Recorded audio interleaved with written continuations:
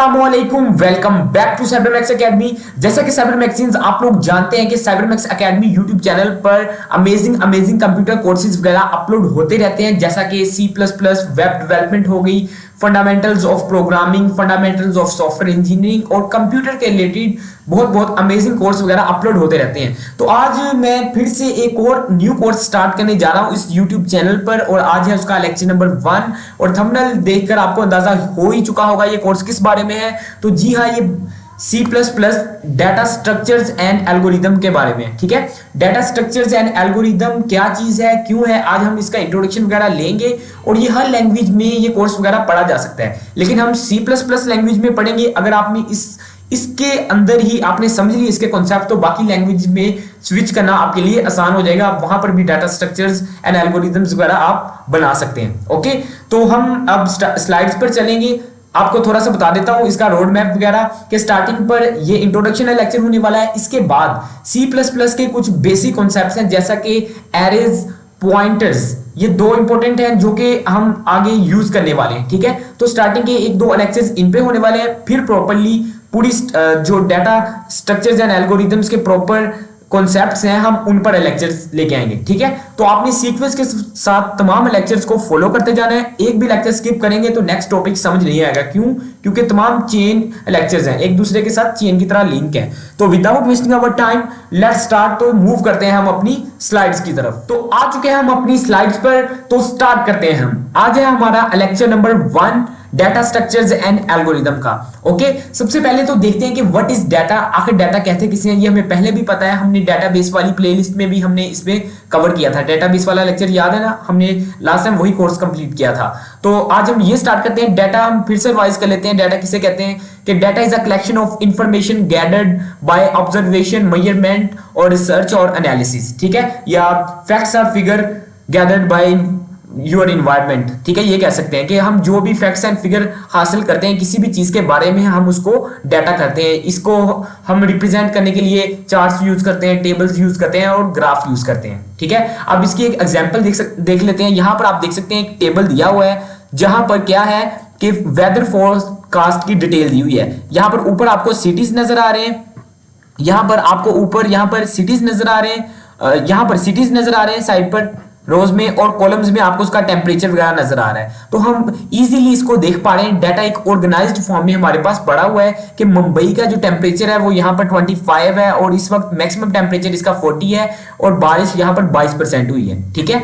तो ये जो रोज और कॉलम की फॉर्म में ये डाटा जो रिप्रेजेंट कर दिया गया ना, इसकी वजह से ये एक ऑर्गेनाइज्ड डाटा बन चुका है। इसे हम वैसे इंफॉर्मेशन कहते हैं। अगर डाटा की एग्जांपल वैसे बता रहा हूं कि डाटा इस तरह से हम अरेंज वगैरह करते हैं ताकि हम उससे अच्छी तरह से हम उससे इंफॉर्मेशन वगैरह एक्सट्रैक्ट कर पाएं, ठीक है। तो नेक्स्ट मूव करते हैं हम। नेक्स्ट देखते हैं कि डाटा स्ट्रक्चर आखिर किसे कहते हैं।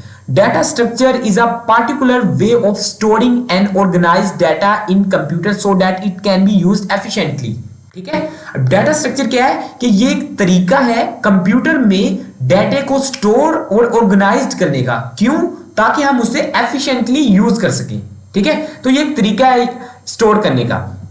तो नेक्स्ट मूव करते हैं कि व्हाट इज एल्गोरिदम। हमने पहले देखा कि डाटा क्या है, फिर उसके बाद स्ट्रक्चर क्या है एंड एल्गोरिदम क्या है। आपने देखा नहीं, हमारा टाइटल जो है सब्जेक्ट का वो यही है ना, data structures and algorithm. Data भी देख लिया, स्ट्रक्चर भी, डाटा स्ट्रक्चर भी देख लिया, और उसके बाद एल्गोरिदम की बात करते हैं कि what is algorithm. An algorithm is a procedure used for solving a problem or performing a computation, ठीक है। किसी भी प्रॉब्लम को सोल्व करने का जो प्रोसीजर होता है हम उसको एल्गोरिदम कहते हैं। आप ये कह सकते हैं, या आप कह सकते हैं कि किसी भी प्रॉब्लम को, किसी भी चीज को परफॉर्म करने के लिए जो स्टेप्स फॉलो किए जाते हैं हम उसको एल्गोरिदम कहते हैं, ठीक है। तो इसे भी आप एल्गोरिदम कह सकते हैं। Algorithms are widely used throughout all the areas of IT. Algorithms IT के तमाम तकरीबन जितनी भी इसके डोमेन्स हैं उसमें ये यूज होता है। अब एल्गोरिदम की बेस्ट एग्जांपल ले लें। फॉर एग्जांपल, अगर आपसे पूछा जाए कि चाय बनाने का एल्गोरिदम क्या है, तो आपको याद करेंगे किस तरह से चाय बनाते हैं। सबसे पहले आप बर्तन लेते हैं, उसमें पानी डालते हैं, फिर उसके अंदर पत्ती डालते हैं, फिर उसके बाद दूध डालते हैं, फिर कप डालते हैं। तो ये क्या है, ये सारे स्टेप्स बता रहा हूं ना चाय बनाने के। तो ये चाय बनाने का एक एल्गोरिदम है ये, ठीक है। चाय बनाने का एक टास्क है, उसको परफॉर्म करने के लिए जो स्टेप्स हैं उसको क्या कहा जाता है, एल्गोरिदम्स। तो जो स्टेप्स होते हैं किसी भी चीज को करने के लिए उसे कहते हैं हम एल्गोरिदम। और कंप्यूटर के अंदर भी आप इसी तरह एग्जांपल ले लें कि हमें कोई टास्क दिया जाएगा, उस टास्क को करने के लिए क्या किया जाता है, हम एक एल्गोरिदम लिखेंगे। जिस तरह मैं आपको कहूं कि 2 नंबर का सम करना है, तो आप क्या करेंगे, आप एक वेरिएबल लेंगे 1 नंबर के लिए, दूसरे के लिए दूसरा, तीसरा वेरिएबल सम स्टोर करने के लिए, और चौथी लाइन में आप उसको आउटपुट करवा देंगे। तो वो जो 4 स्टेप्स है ना, वो क्या है, वो एल्गोरिदम है। ठीक है, तो ये था सिंपल एल्गोरिदम। ये देख लें कि डाटा स्ट्रक्चर्स, इस पूरे कोर्स में हम जो मोस्टली टॉपिक्स कवर करने वाले हैं वो ये हैं कि डाटा स्ट्रक्चर जो है वो टोटल 2 किस्म का आता है, 2 टाइप्स। पहला है लीनियर डाटा स्ट्रक्चर्स, इसमें भी 2 टाइप्स फर्दर है। एक है स्टैटिक डाटा स्ट्रक्चर्स, उसमें आ जाती है एरे, और दूसरा है डायनामिक डाटा स्ट्रक्चर जिसमें आ जाता है क्यू, स्टैक्स, लिंक लिस्ट। ठीक है, और इस तरफ आ जाए तो नॉन लीनियर डाटा स्ट्रक्चर एक सेकंड टाइप है डाटा स्ट्रक्चर की, जिसमें क्या आ जाता है, ट्री आ जाता है, और क्या आ जाता है, ग्राफ आ जाते हैं। तो ट्रीज और ग्राफ, इन चीजों को भी हम कवर करेंगे। ये तमाम डाटा स्ट्रक्चर्स हम इस कोर्स के अंदर कवर करने वाले हैं। ठीक है, मोस्टली। और नेक्स्ट मूव करते हैं कि what is efficient solution. Efficient solution किसे कहते हैं? A solution is said to be efficient if it solves the problem within the resource constraint, space and time. हम जो कंप्यूटर के बंदे होते हैं ना, जिस तरह हम कंप्यूटर की फील्ड के जो स्टूडेंट्स होते हैं, जस्ट कंप्यूटर की फील्ड में काम करने वाले जितने भी है इंडस्ट्री के बंदे हैं, हमारे लिए जो सबसे इंपॉर्टेंट हमारे जो रिसोर्स हैं वो क्या है? एक होती है हमारी स्पेस और दूसरी होती है टाइम। स्पेस से मुराद क्या है कि हमारी जो मेमोरी होती है। ठीक है, मिसाल के तौर पर आपके पास 500 GB की हार्ड है आपने रखी हुई, ठीक है, तो आप बड़े जरा सुकून से उसको यूज करते हैं कि हाँ मैंने ये चीज रखनी है, ये चीज नहीं रखनी, क्योंकि अगर ये फुल होगी, मिसाल के तौर पर मान लें कि ये हमारे पास लिमिटेड है ये रिसोर्स स्पेस का, तो आपको पता है अगर ये फुल होगी तो मुझे एक नई लेनी पड़ेगी, तो हमारा खर्चा होगा। तो हम कोशिश करते हैं कि खर्चा कम से कम हो, तो हम अपनी स्पेस बचाते हैं। और दूसरी चीज हमारे पास जो सबसे कीमती है सबके लिए ही, वो है टाइम। तो टाइम को भी हम बचाते हैं। तो किसी भी एफिशिएंट सॉल्यूशन की ये निशानी है कि वो हमारा स्पेस भी बचाता है और हमारा टाइम भी बचाता है। एक सॉल्यूशन को एफिशिएंट तभी कहा जाता है जब वो हमारे लिमिटेड रिसोर्सेज के अंदर, जो कम से कम रिसोर्सेज कह सकते हैं आप, उसके अंदर ही हमें सॉल्यूशन प्रोवाइड कर दे, उसे हम एफिशिएंट सॉल्यूशन कहते हैं। ठीक है, और the cost of a solution is amount of resources that the solution consume. और किसी भी सॉल्यूशन की कॉस्ट क्या आती है कि जितने उसने रिसोर्सेज यूज किए होते हैं, कि कितना उसने टाइम और कितनी हमारी स्पेस ली, ये उस सॉल्यूशन की कॉस्ट है।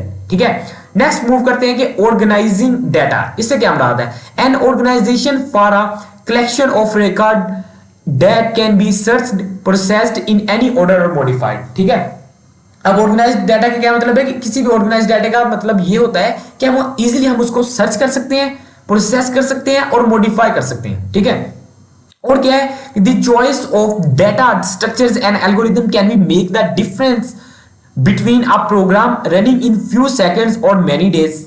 ठीक है, कि ये डाटा स्ट्रक्चर्स और एल्गोरिथम की ये चॉइस है कि ये डिफरेंट प्रोग्राम को सेकंड्स में भी रन करवा सकता है और कई दिनों में भी रन करवा सकता है। तो ये हम कोशिश, ये हमारी ये जिम्मेदारी है कि हम उसको कम से कम टाइम में ये टास्क परफॉर्म करने के लिए डिजाइन करें। ठीक है, तो ये डिपेंड करता है कि एल्गोरिथम ये भी हो सकता है कि वो 2 सेकंड के अंदर प्रॉब्लम सॉल्व कर दे, ये भी हो सकता है कि वो क्या कर दे कि वो दिन ले ले, कई दिन ले ले। ठीक है, तो ये सीन हो सकता है इसके अंदर।